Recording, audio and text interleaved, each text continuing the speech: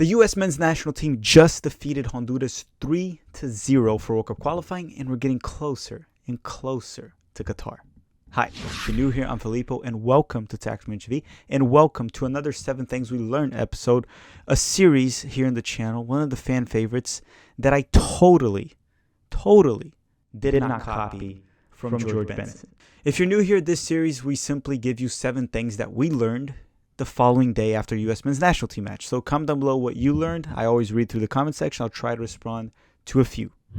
I also want to give a special thank you to Caden Clark for providing some clips for this video. He was in the game yesterday and he sent me some of the clips that we will be using throughout the video. And if you were in the live stream, you definitely saw him at halftime calling us, FaceTiming us. So thank you very much, Caden. That said, everyone, don't forget to hit that like button. It's a great way to support the channel. Subscribe if you enjoy this type of content. Later today, or by the time this is out, you're probably already watching, we're going to do a video breaking down the probability of the U.S. men's national team making it to the Qatar in the next window. We're going to go through the matchups, and we're going to go through the matchups of other teams. It's an interesting video. I'm going to count the help of JD from IMAX at Football to break down the other CONCACAF nations. So it'll be a little bit of a longer video. Stay tuned for that later in the day. All right, so I've been talking a little bit too much. Let's roll the intro, and let's get started with lesson number 1.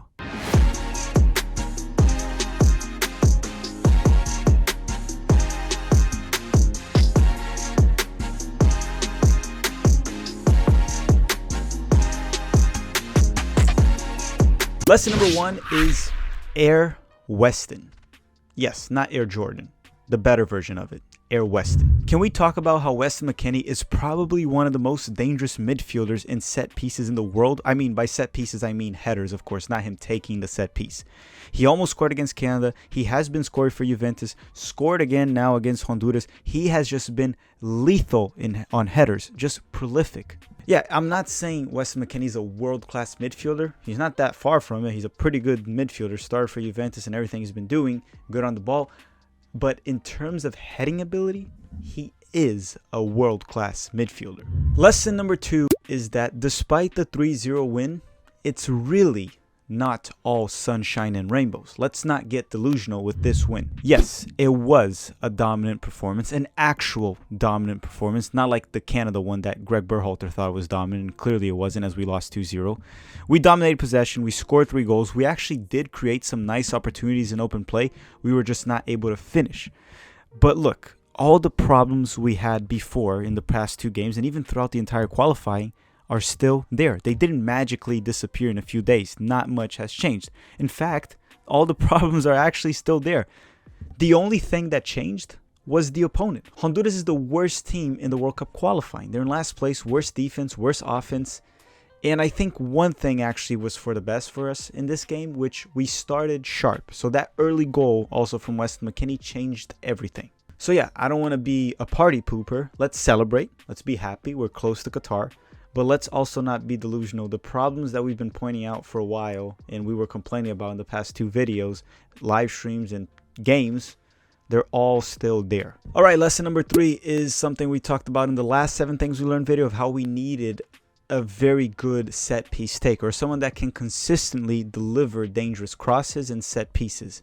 And we learned the importance of this in this match. To be fair, with the U.S. men's national team, Acosta has not consistently been good in set pieces, but for this game, he was absolutely fantastic with the set pieces in several occasions. For that reason, we got 3 goals off set pieces. Acosta balled out also, so we do need to give credit to him when it's due. It was also good to see him perform well. The last time I seen Acosta had a good game for the U.S. men's national team was in Gold Cup. The question here for Acosta is if he remains consistent or he continues to have those crazy ups and downs performances. Regardless, he had his inner David Beckham awoken for this game, and we saw how important it is to have a consistently good set piece taker, which once back, it'll probably be Giovanni Reina. Lesson number 4 is that Luca de la Torre, when healthy, has to be in the U.S. men's national team roster. Now, did he lock in a starting job? No, he's definitely not going to be a starter. I still rate Yunus Musa ahead of him. Giovanni Reina can play the 8, Westin McKennie. So he would be one of the options off the bench. I'll tell you that. But he does need to be in the roster. He was very good on defense, very aggressive and good on the tackles. He knew how to progress the ball forward. His dribbling ability on the ball is very good. He keeps the ball very close to his body. very technical player that also does try incisive passing, as Pete loves to say, tries to create. I thought he was very good and has earned a spot. Now, to everyone that was saying that he's better than Musa, probably a better 8 than Reina, whatever you're saying, listen, again, it was against Honduras. Some players would look better than they actually are. Regardless, we saw what he can do. He didn't look mediocre like some of Greg's favorites did even against Bosnia. So De La Torre has earned a spot in the U.S. men's national team roster, in my opinion. And I think also in Greg's opinion. Greg did say that De La Torre was his man of the match. So we should expect De La Torre to be back in the March window. Lesson number 5 is that Timothy Waya needs to work on his finishing. Look, this is not a criticism to Waya. He has been absolutely fantastic, and I actually thought he was very good yesterday. I loved what I saw. If you were in the live stream, you saw it. His dribbling ability, beating players off the dribble, just the technical ability, how dangerous he is in the right flank, the crossing. But again, against El Salvador, the goal we scored, remember, before we scored the goal, Waya did miss an opportunity on a 1-1 situation with the goalkeeper that led to Ferreira assisting Anthony Robinson to score against El Salvador.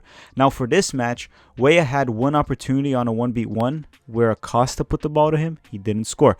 He also had another 1-1 opportunity against the goalkeeper where he did a 1-2 with Westin McKennie, a nice combo play, a beautiful play, by the way, and he also couldn't score. So yeah, Waya is absolutely fantastic, and to me, our best right winger. But that little what I'm trying to say is he needs to be more clinical in front of goal. Score goals. He has had opportunities, but he didn't deliver in that sense. Lesson number 6 is that Greg's favorites' time is ticking. It's coming to an end. Christian Roldan and Paul Riola had limited minutes this camp and the past camp as well in 2021. Jassy Zardes was poor against Canada and didn't even play this game. Sebastian Lletget hasn't played a minute since that disasterful game against Panama.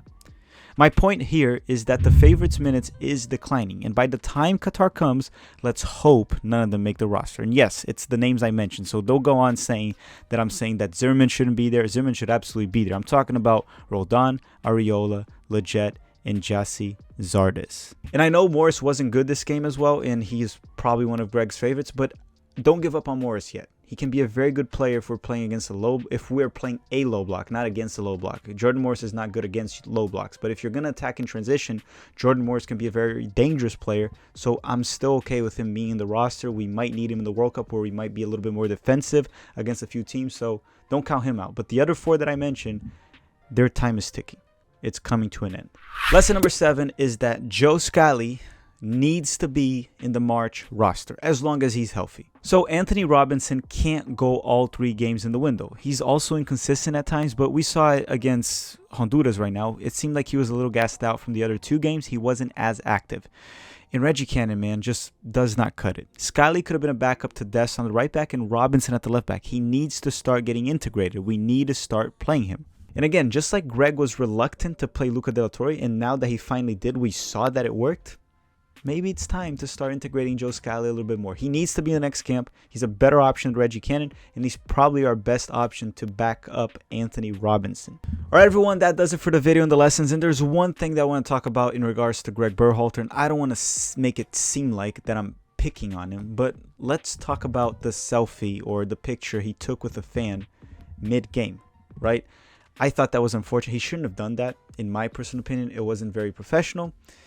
And it was not a good look for Greg Berhalter and even the U.S. men's national team official Twitter account where they shared it as if it was something wonderful. Didn't look good for me. If you're not going to do something when the game is 0-0, don't do it when it's 3-0. And for anyone that needs context, Greg Berhalter in the middle of the game when it was 3-0, he went there to take a picture with a fan or friend, whatever it was. Something that he shouldn't have done mid-game. After the game, I think it's brilliant for him to connect with friends and family and fans there.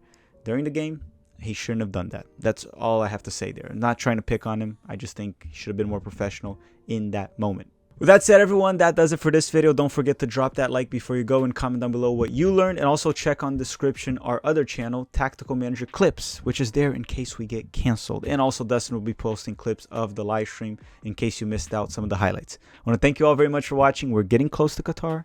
Probably one more win will be enough. Thank you for watching, everyone, and have a great day.